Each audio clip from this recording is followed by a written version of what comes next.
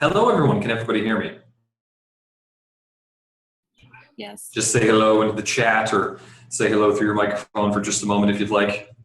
We just want to make sure that the audio is functioning correctly. All right, good start here. Thank you, Justin.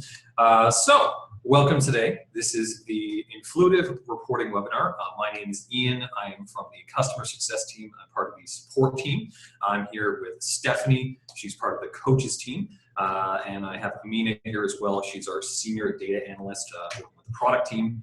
And we are here today to talk to you about Influitive reports. It's a large and sometimes complex solution in our system. And we want to give you the best information we can possibly give you on how to provide reports to your superiors, to understand the best reports that you can get for yourself, and just have some more knowledge for yourself in the reporting system within Influitive. So, to start things off, we're going to jump right in with a quick overview of what information is in the hub, what the hub data looks like in the reporting section. Then we're going to jump into a deep dive into our most popular reports, including some slightly more complex ways to get some great information out of the hub, just with a few extra clicks inside. Then we're going to show you what information you can present to your execs.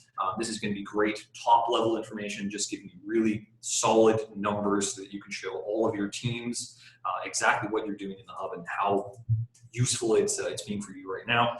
And then we're going to jump straight into the Q&A, answer some of the questions that we received on the discussionist topic that we created last week, as well as anything you have right now. So I'm going to stop talking now, and I'm going to let Amina jump in and start off with her overview of all of the hub data. Awesome. Thank you, Ian. Please, everybody on the chat, if any of us sort of drop off, ping us on the chat. We're monitoring it. So, and feel free to post any questions along the way, and we'll answer them as we can or leave them towards the end, depending on like when it makes sense and how we're doing on time. So just to start with, just to look at all the hub data that's available and like, why do you even need it is like a question that a lot of new customers sort of ask us. And there are three main reasons why you sort of need to get more familiar with the data that's in your hub. The first is sort of monitoring how your hub is doing and how happy your advocates are, like what kind of sentiment they're bringing to the table, and just to make sure that the relationship and the bonds that you're building with them in the hub are staying strong. Looking through the data, you can certainly uncover ways to engage with them a bit more and thus discover, nurture, and mobilize them. There are always opportunities for growth that you can find by rummaging through a lot of this data. And eventually what you want to be able to do after you've run through your program for a few months is demonstrate the ROI of all your efforts in running the hub to your executives so that you can secure a budget for to grow and expand your program. And this becomes a very reinforcing cycle. The stronger your relationships are, the more budget you can secure, and you can sort of grow your program even more from there. So it's really important that you sort of get more comfortable with the data that you have available in the hub and sort of understand it and know how to tell that story to your execs. Unfortunately, though, a lot of people can sort of feel like this is a game of Where's Waldo when you're trying to find the answer to that question, or like finding that nugget of information that'll sort of help you uncover how to engage with your advocates a bit more. So hopefully what we'd like to do today is make you a little more comfortable and sort of show you some of the tips and tricks that we sort of use in the hub ourselves. And just sort of hear your feedback on like how you guys are doing and how we can sort of improve. And by the way, if you're looking for Waldo, there he is. So to start with, I know that a lot of our customers who've been around for a while are probably really familiar with these raw exports that you can get about advocates, about all your challenges, and about specific challenge response data. These can sort of all be accessed through the screenshots that you see here. So if you are interested in getting like all your profile information about all your advocates, just go to the Advocates tab and click on the Options button and hit Export Advocate Data. Same thing for challenges. And basically what this would do is send you just a massive export to your email address with all the fields that you see typed out here. what this is useful for is sort of giving you a snapshot at a moment in time. So it's pretty static. There aren't that many like filtering capabilities on these reports. So it's really useful for like a data dump. But if you're looking for something a lot more dynamic, which is what we're going to focus on today, you'd want to use the reporting feature that's built in the Hub that is powered by Looker. Looker is a third-party vendor that we use. They create a beast of a BI tool that a lot of data analysts take a lot of value out of, and like we're really excited to be a partner of theirs. And we get a lot of insights from using their tool internally, and we're hoping that we can do the same for you guys by offering it through the Hub. As always, this is obviously a work in progress. Like we implemented Looker a year ago, so customers who have been around with us for longer than that can remember some of the challenges that we faced with the previous solution that we had offered. So Looker does offer a lot more advantages over our previous solution, but like I said, there's still like a lot of exciting things that we can be doing to get more out of this, out of Looker. So some of the key strengths that Looker provides, the biggest one is that the data inside these reports are automatically updated every 15 minutes. So the reports that you're looking at are almost always near live. The other awesome thing is like our product team worked pretty closely with customers last year, getting a lot of feedback on what kind of standard reports people really care about. And so those are like all the out-of-the-box visualizations that you see in the reporting tab. And they're useful for giving you a really quick high-level overview of what's going on at a glance. The other useful thing about Looker that is an advantage over the massive CSV exports that we showed you before is the ability to see trends over time. So in the exports that I showed you on the previous slide, you couldn't really look at how challenges are being completed over time or which advocates were joining over time. And that's something that Looker is able to do through the use of a lot of the filters and fields that you can add to your reports. The other really important feature about Looker is the ability for you to drill down into each of the individual reports and dig through a lot of the data. I know that this can be a little intimidating for a lot of people, but hopefully we can sort of help you get over that fear today and sort of show you some ways on how you can get more comfortable with drilling down into stuff, because there's really a lot of insights that's buried in there, and hopefully you'll find Waldo while you're looking around. The other useful thing about these Looker reports is the ability for you to download the individual reports. So if you were looking at a specific widget, you can always hover over it and there'll be a little gear icon that shows up in the top right corner, which allows you to download the data that's being used to generate that visualization. So you can download it in either CSV format or Excel spreadsheet. Unfortunately, you can't download the visualization yet. That is one of the current limitations. So you would be stuck with trying to take like a screenshot of the visualization or maybe printing out or saving the page to a PDF format through your printing options. That brings us to some of our other limitations that we have today currently. We are working with Looker to sort of have these features available over the next year or two. For example, the ability for you to save custom reports and filters is something that we're looking at adding to our roadmap this year. Currently, you have the ability to drill down into a lot of these reports, but unfortunately, you can't save anything that you find from there. So that is something that we are actively trying to work on. And lastly, you also, like I mentioned, can't download the all the visualizations. Would that be helpful to resort to some of the screenshot and like image capturing methods for the time being while we work through that with Looker. And that brings us to a few high-level tips on how to really start with reporting.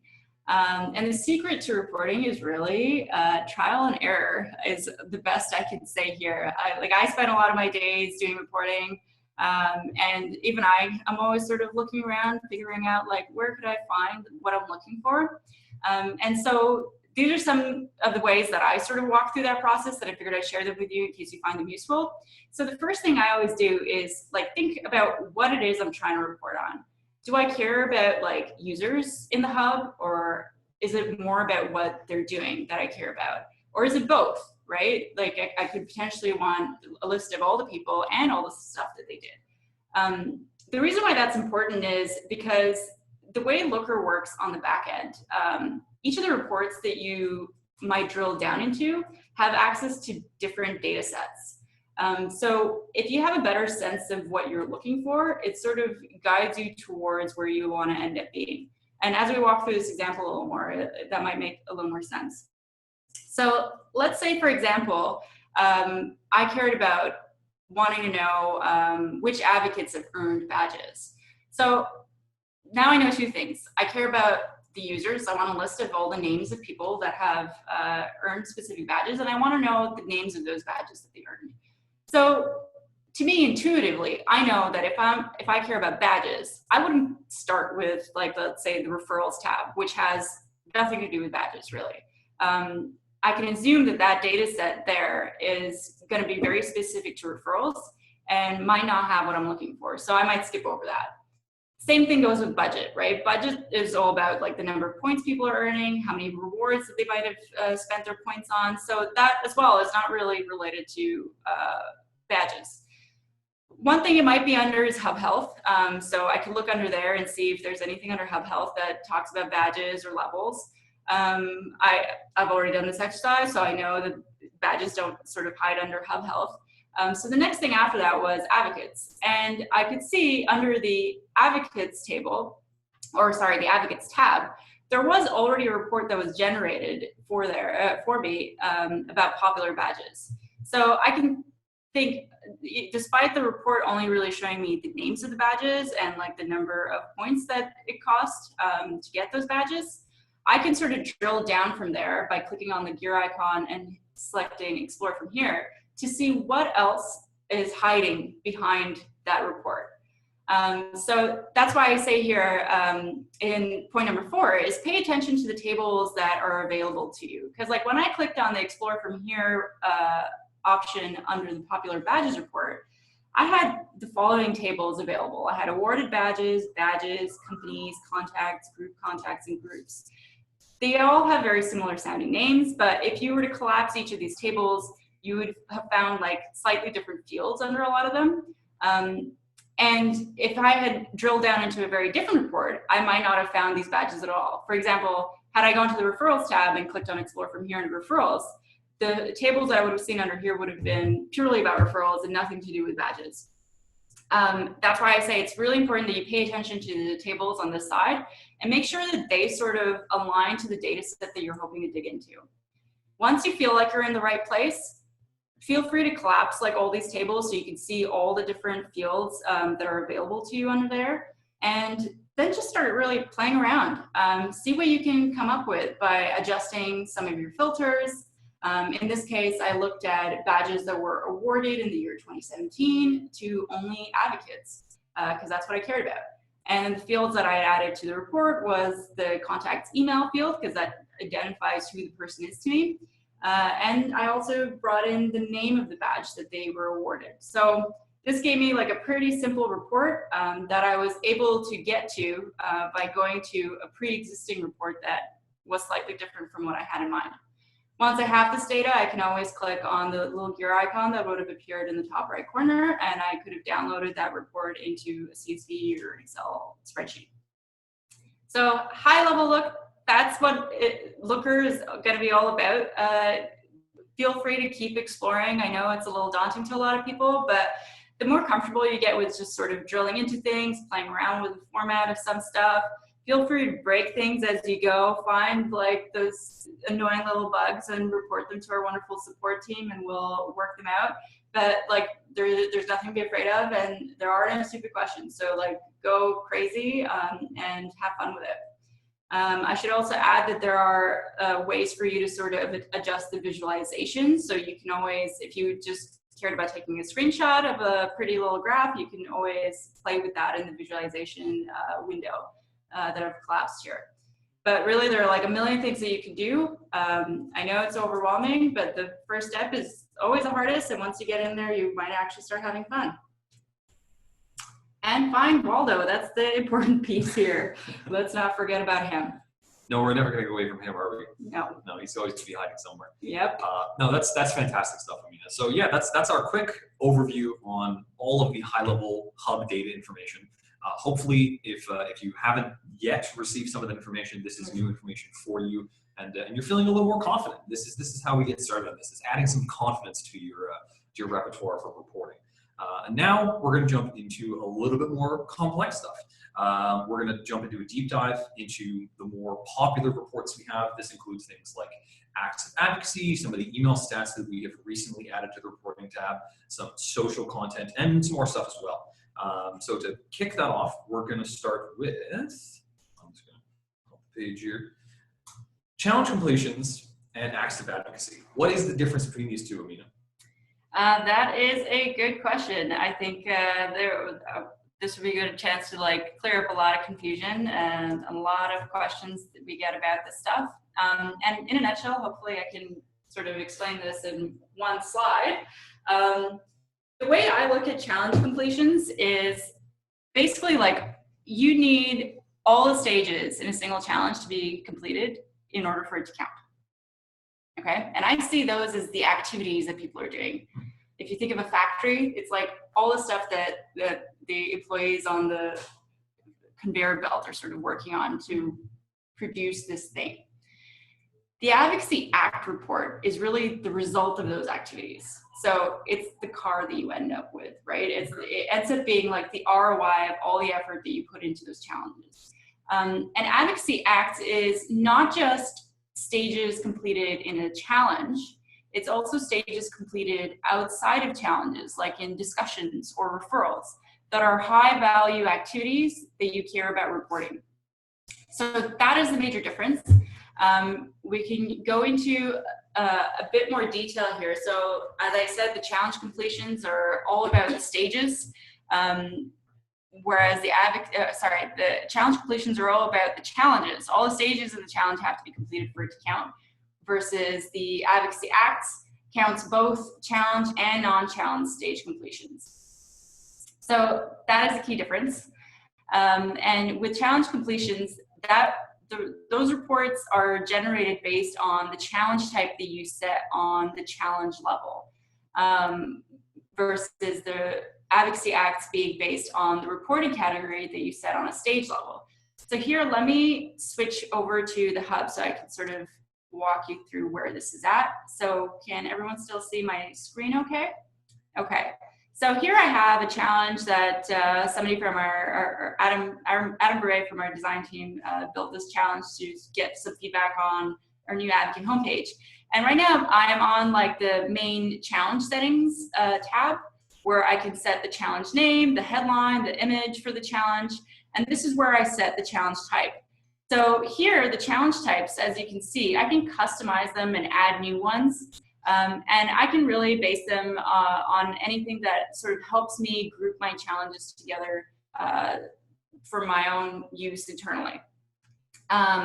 Whereas if I go to the stage, so the Advocate workflow stage here, the first stage is more of this is an Advocate workflow stage where I can ask people to submit their feedback through the link that I've submitted here.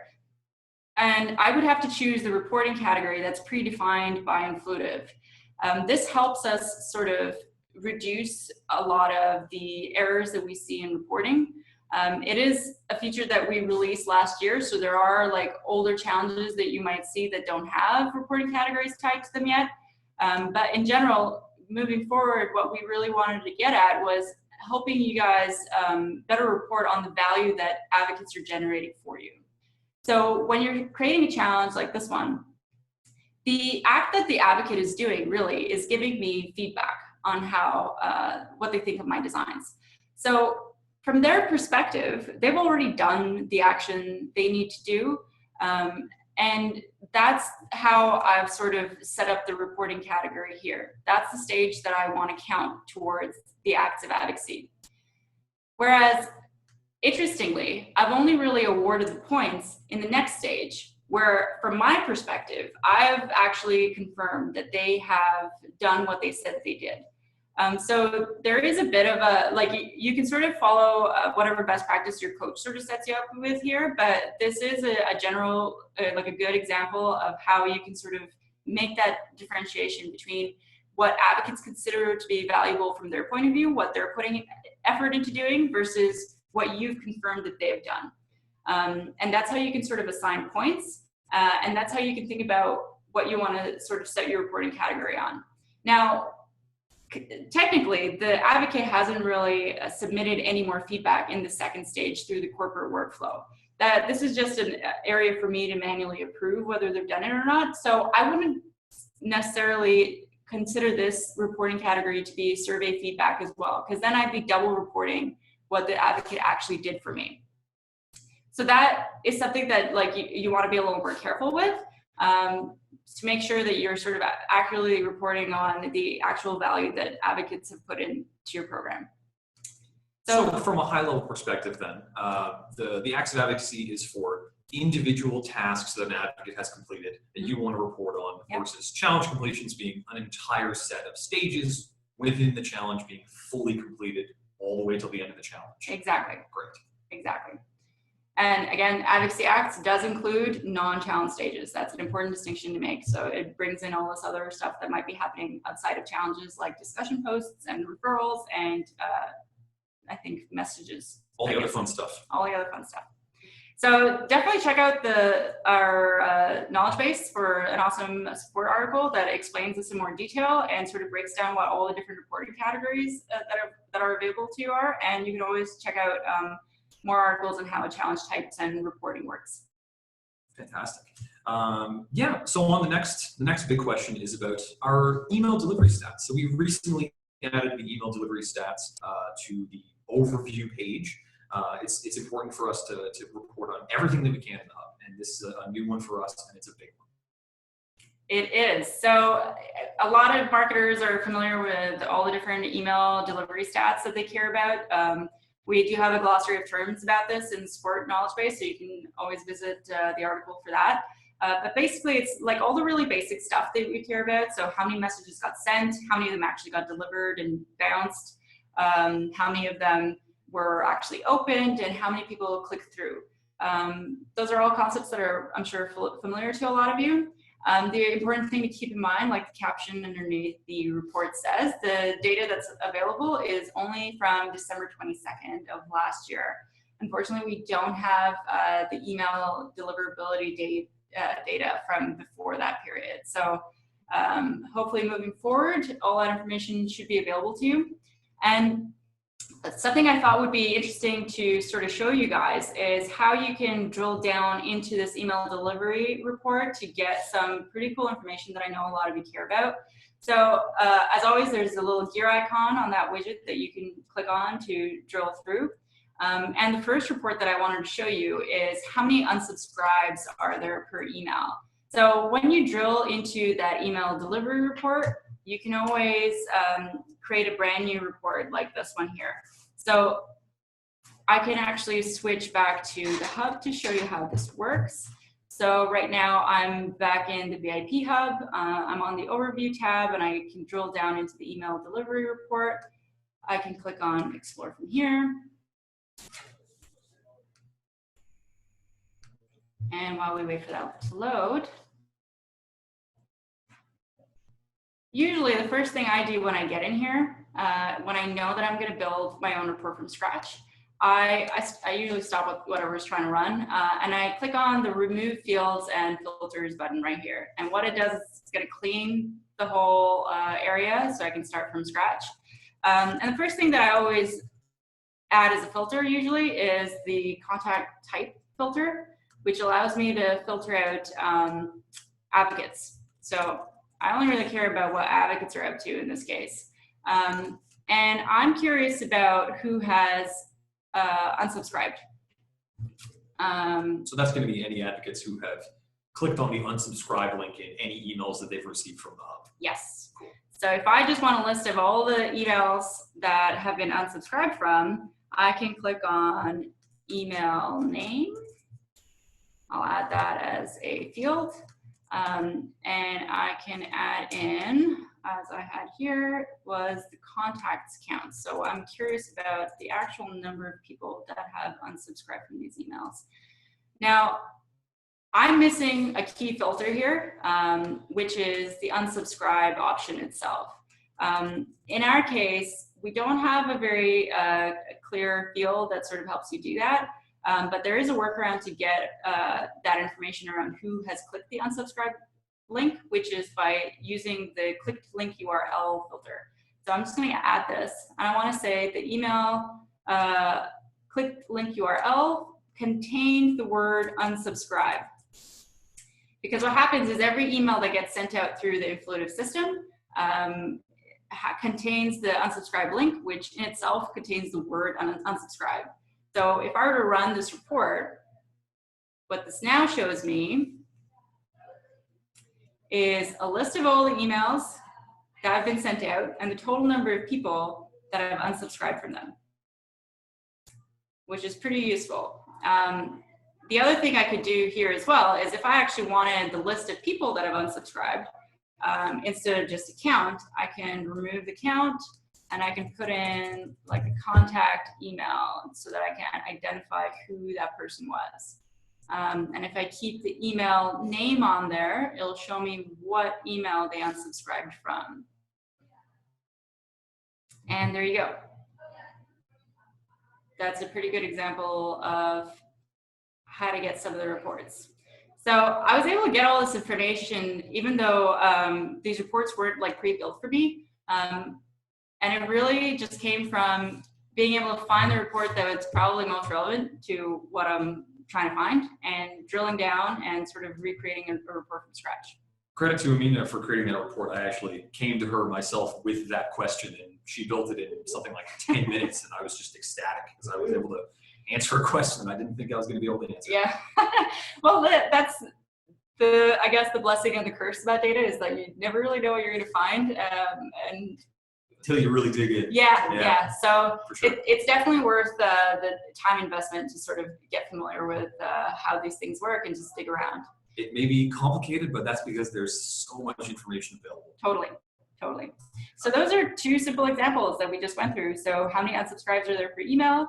Just putting in the contact count versus who unsubscribed and from what email, or where you replace the contact count with the contact email. So hopefully you can have a lot of fun with that and drill down even more from there. Fantastic stuff. So next on the docket is going to be a little discussion on social shares and social clicks. Going to be a little bit of FAQ on this one. It's going to be pretty short, but just a quick overview on the information contained in these reports. Yeah, and something to add actually is that the social clicks reporting is a premium feature. So if you don't see it in your hub, please reach out to your coach and talk to them a bit more about how you can get access to that. They are so powerful. Yeah, very popular stuff. So just to clarify what the difference is between social shares and social clicks, I know that this is a source of confusion for some people, so hopefully we can sort of address that here. So the social shares is, think of how when you create a challenge in your hub that has the post to Twitter, post to social stage, social share is actually counting the number of times that your advocates have gone through that stage and posted that link that you asked them to their social pages. So you can do this either through a challenge, like I said, or through one of your referral campaigns that you have enabled social sharing for. The second piece is the social clicks. Now, once your advocates actually go through that stage and they post that link that you requested them to post to their social media channels, we can count the total number of clicks that were generated through those posts. And what this means is we're not counting the unique number of people that managed to click through. If a person in their network clicked on that link more than a couple of times, we count like the gross number of clicks that were generated. An important thing to keep in mind with social clicks is currently the reports there don't include click data that were generated through challenges that occurred before February 6th. We are intending to migrate some of that older data over in the next few months, hopefully. Until then, if you need access to older social click data that occurred before February through challenges, feel free to submit a ticket to support or talk to your coach about how you can get that. And we can certainly pull a custom report for you on our end. So any social clicks that you do see before February only count social clicks that were generated through any referral campaigns that you might have social clicks on for. So just an important distinction there. Oh, that's fantastic stuff. Especially with the referrals, it's very important to know where your referrals are coming from. This is a really simple way to know exactly why that is. Yeah, totally. So the next information we're looking at, first of all, so far, if you have any feature requests, if you have any suggestions, if you have just a question about any of this, send us a ticket to support@influitive.com for any questions you have. We'll be more than happy to answer it. And any ideas you have, any requests that you'd like to add, submit a feature request to our new public roadmap. It's going to be reviewed. It's going to be reviewed within a couple of weeks. All the team can take a look at it, and you're going to know whether or not it will be something that is added to the system in the future, very shortly, whatever it may be. You're going to know, and it's a great place to just see what the roadmap looks like right now. Tons and tons of information on there about everything in Influitive's future. So next up, we're going to be having a little bit of a conversation from Steph. How you doing, Steph? Good. How are you? I'm doing pretty good. So you're going to be talking to us about what to present to your executives. Great stuff. This is always a fun conversation. Yeah, it definitely is. I think it's, one thing to be able to find those golden nuggets, but it's definitely different when you have to present it. And that's a lot of like our jobs as your coach, like what story goes with the numbers. I pulled some examples of kind of frameworks that my customers, other customers have done in terms of how to present these Waldo moments, these golden nuggets, and how to present them with a story, because that's what sticks with people. It's one thing to say that, we got, X number of clicks. However, if you say that you got 200 clicks for a content article that was pushed out by your content team and drove this much traffic, that puts a lot more color to it. So that's where I'm here today, just to kind of walk you through how to do that. So the first thing is if your hubs aren't integrated with Salesforce, this is a huge loss of opportunity, because mostly everybody lives in Salesforce. It's definitely, I'm looking at my computer right now and I have 4 Salesforce tabs open, and it's the majority of what I have. So this is where your executives go to for reporting. Salesforce is the one tool that, again, everybody uses in your company, regardless if you're a small SMB, startup that has 50 employees, or you have, you're a large enterprise with 10,000 employees. You all have one centralized CRM. So it is really useful. And most of our successful customers do have this integration to surface some of those, nuggets in the dashboard functionality of Salesforce. So we did include a step-by-step guide on how to build these dashboards. Our services team actually offers a package where we would build these dashboards out for you. So that is also another option. So talk to me or talk to a coach to see how you can implement that. But here are some of the main dashboards that, again, your executives can have right in their fingertips. So opportunities one that reference advocates. So again, essentially, if you're using your advocates to act as references, this is your revenue influence, which is, I would say, almost like a low-hanging fruit for advocates. They love to talk about their experience. You want to see if they're accelerating your deal and how much of that leads to dollars. I always think that an advocate will never slow down a deal. It will only neutralize it or accelerate it. So we should track how much, how many dollars that they're touching when they have those conversations. The next is the referral pipeline breakdown. So being able, again, with referrals 1.0 or 2.0, whichever platform you're on, you can actually see as an executive how many are prospecting, how many are, in your second stage, in your third stage, and how much amount of that in dollars. And lastly, again, reviews, that you can do ratings and how many reviews on different review sites. This is just like the surface of what you can do with dashboards. One other thing is that you can actually tag some of those activities that your advocates are doing in Chatter and in their contact profile. So this is like, for me, like, this is a good investment because you're surfacing value without you having to pull the reporting. That's pretty much what this is doing. So I really highly encourage getting that integration done. And if you do have it done, have that conversation with their coach or with the services team on how we can build these dashboards for your executives. Powerful tools those are. Mm-hmm. So this is just a sample of essentially like a slide. So the next few slides are just examples that I have made, I've collaborated with our customers on to showcase, again, what value we've driven to date. So it always goes back to, again, what are the main priorities of your program? If it's referrals, if it's events, if it's clicks generated, if it's blog posts, if it's joint advocates, really plotting that down, and again, having the number there, but again, knowing the story behind some of these nuggets is, again, very, very, very important. For executives, I will tell you, like I speak, with executives on multiple times a day, they really care about what is this tool, what have we done with it, and what are we going to do with it. So this slide is pretty much that second point, like, what have we done with it? What value have we driven from it? And again, it's just kind of surfacing those high level objectives, like in the form of completions or in the form of your challenge responses. So this is just one example of how to do it. Again, we will send the slides out, so again, you can kind of pick and choose this.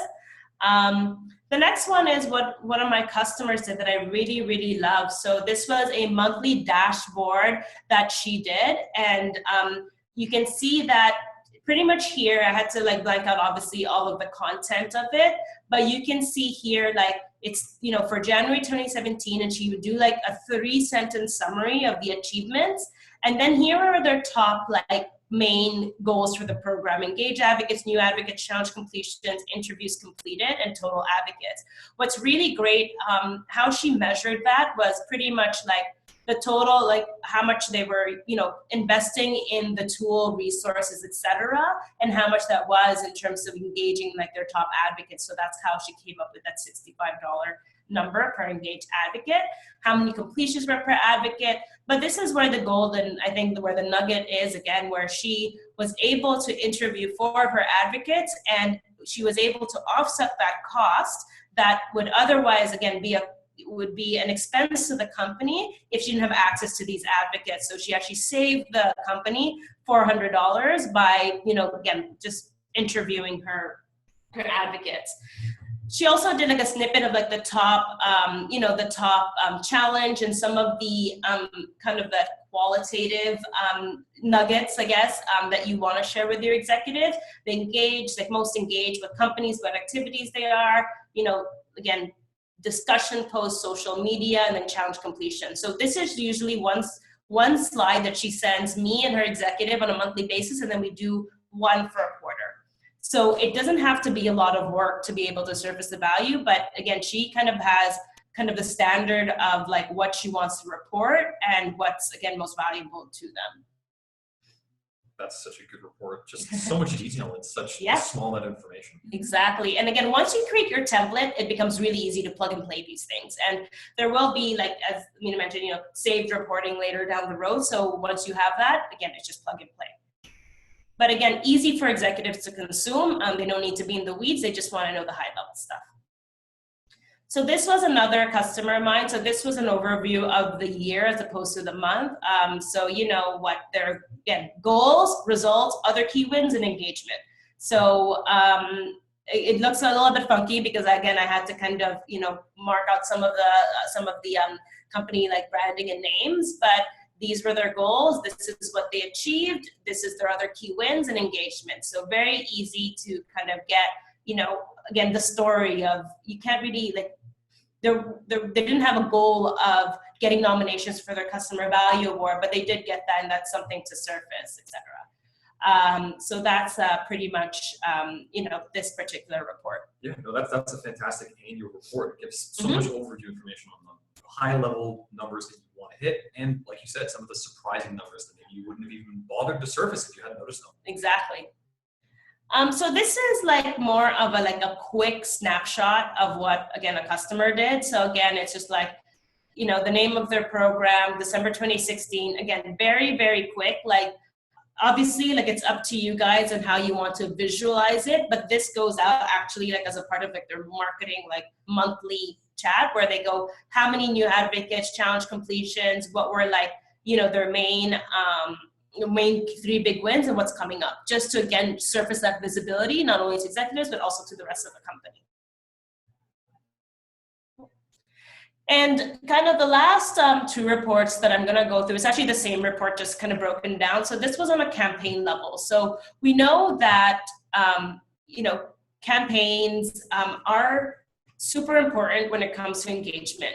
So you have your high level goals for the program, but for every campaign, whether you use an experience or not, you buy it from services or we help you build it out as coaches, you should always know why you're doing that campaign.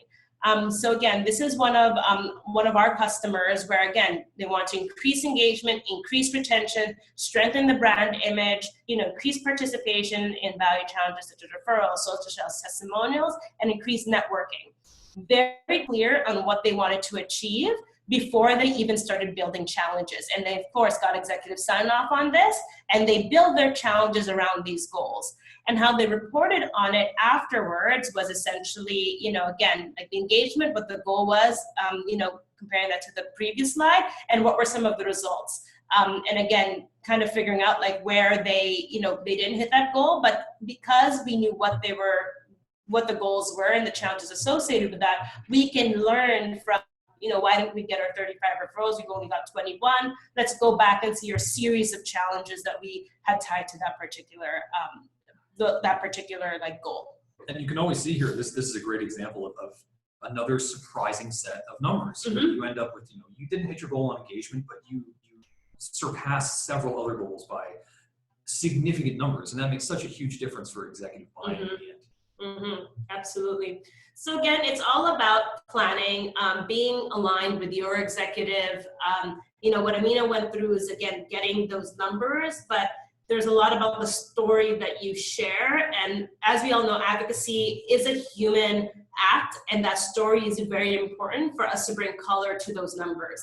So again, I'm here to help out, like your coaches are here to help out on how to, again, tell that story to your executives.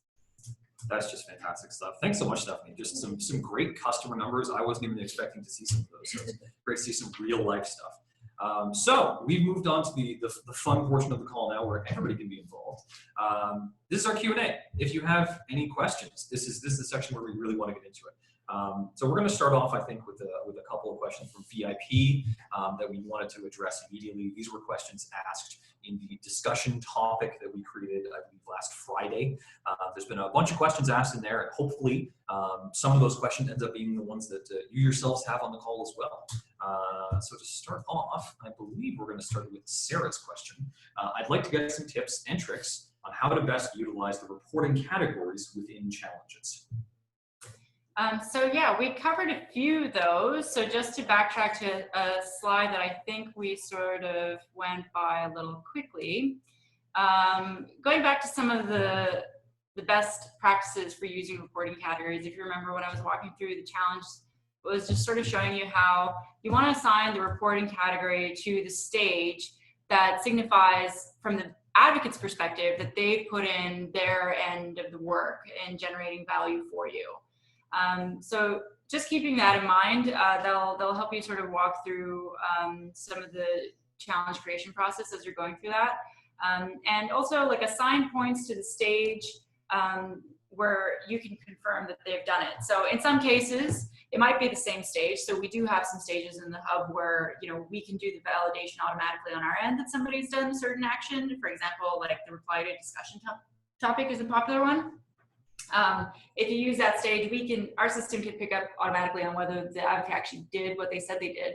But if you wanted to add another layer of manual approval, just to make sure that you're only awarding points to the people who actually submit like valuable responses to the discussion topic, then you would add in a corporate workflow stage, and then you would assign the points only on that stage and not the one before. So it really depends on how you want to set it up. But the points should be assigned to the stage that confirms from your perspective that the advocate's done the action. And the last tip that I think I would share for challenge types specifically, because you can customize them, try to keep it clean. Like, I know I've seen a lot of customers who sort of go crazy with a lot of their challenge types, and it can become a little messy for them to do some of the reporting at the end of the year when they try to group certain things together. So try to be as specific as possible in some of your challenge type names, but see if you can follow some kind of naming convention. Like, I gave a pretty simple example here of events. Like, let's say I had different challenges that I wanted to create for AdvocateHub versus user groups, right? I could set up a simple naming convention here that says events, the year, the event name, and probably the city, if that's what I care about. Like, if I can foresee down the road that an exec is going to ask me, well, how many challenge completions do we get in San Francisco versus Boston in 2016 versus 2017? Like, thinking through that, what kind of questions they'll ask you at the end of the year can sort of help you figure out what naming convention will work best for you when you're creating a challenge type. So those are some of the tips that I would impart with you there. Perfect answer. That's hopefully that answers your question, Sarah. I think that was a pretty good explanation. Definitely good to have that high level information right off the bat. Our second question from the discussion topic was from Yvette Tardif. How do others deal with the date fields in reports? Is there a way to save the date range you selected so it's there every time you log in? I can actually answer this one. At the moment, there is not a way to save that date range. It is always going to default to 30 days on some reports, and there's, I think, one of the tabs is a 12-month default.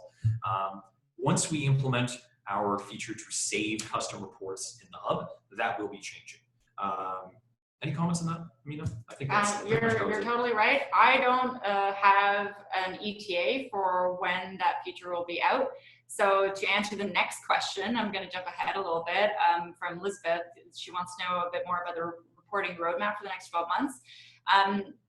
Do check out roadmap.influitive.com. That's where we sort of share some of the ETAs of like what's being worked on this quarter versus what's coming up. So you might actually see something in there already about multi-hub reporting. So for any of our enterprise customers that are managing more than one hub, we are working on providing consolidated reporting.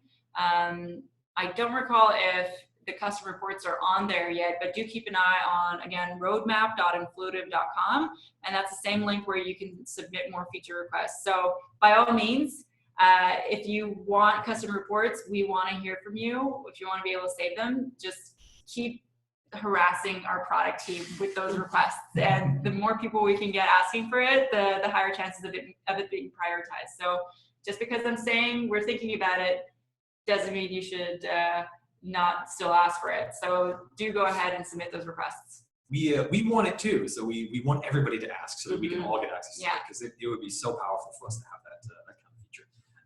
The next question we got was from Chris Fu. Is there a way to attribute sales from third parties to an advocate's post on a social media platform like Facebook or Twitter? That's a very good question. At this time, it is not possible to link those two situations together. The only way that I can think of to do this would be a very, very convoluted system using the Salesforce integration. And even then, it would still be kind of a manual process to connect the dots.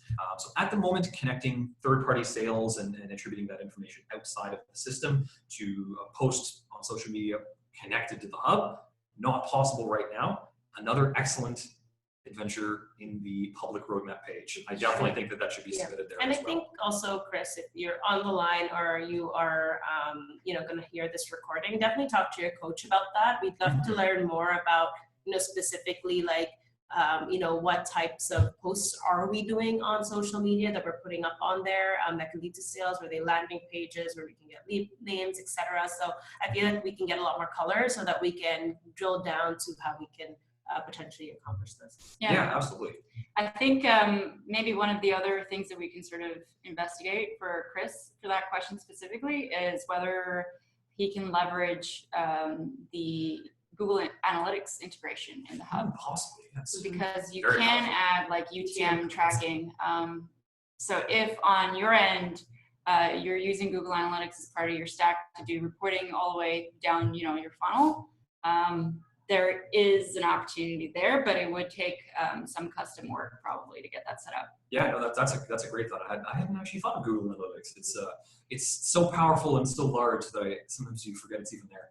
It does everything for you. It's pretty simple to set up too, at least the initial integration. So it's only a few fields. Yeah, it's pretty quick. Yeah, so that's probably something that you could sort of look into, and maybe Chris can reach out to the support team to continue that conversation. Yeah, that's a great thought, Chris. I would definitely recommend, if you are either listening in now or later, send us a message to support@influitive.com, and we can definitely dig into that, because that's an interesting use case for that kind of function. Final question that we got on the discussion topic that we wanted to address was from Amy Rosenberg. Can I report to know when clients enter the hub but don't complete challenges? That's a really good question. Yeah, the lurkers. She wants to know who's lurking and doing nothing. I think this is a pretty good question, because it's going to really test some of your reporting skills. It's going to make you think about, okay, like, how do I find what I'm looking for here?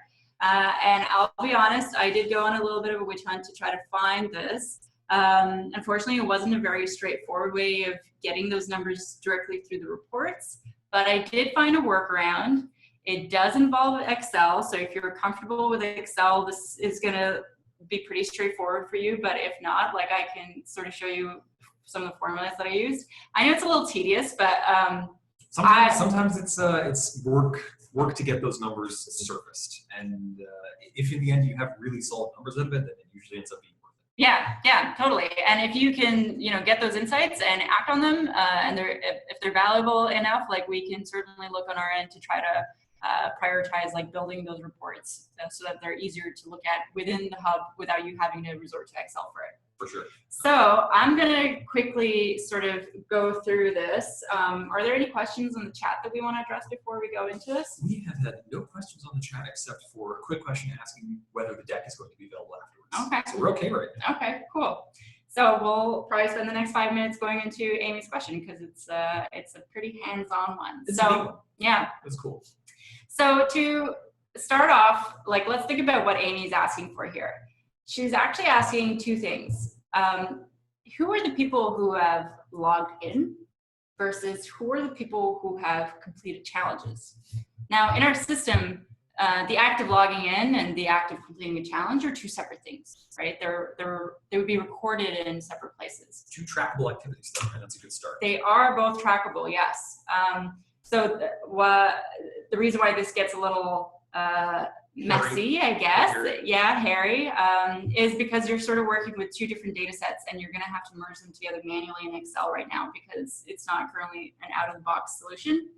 But I can show you what you have to do for that. So to find out who's lurking in your hub, you basically want to find out who's logged in.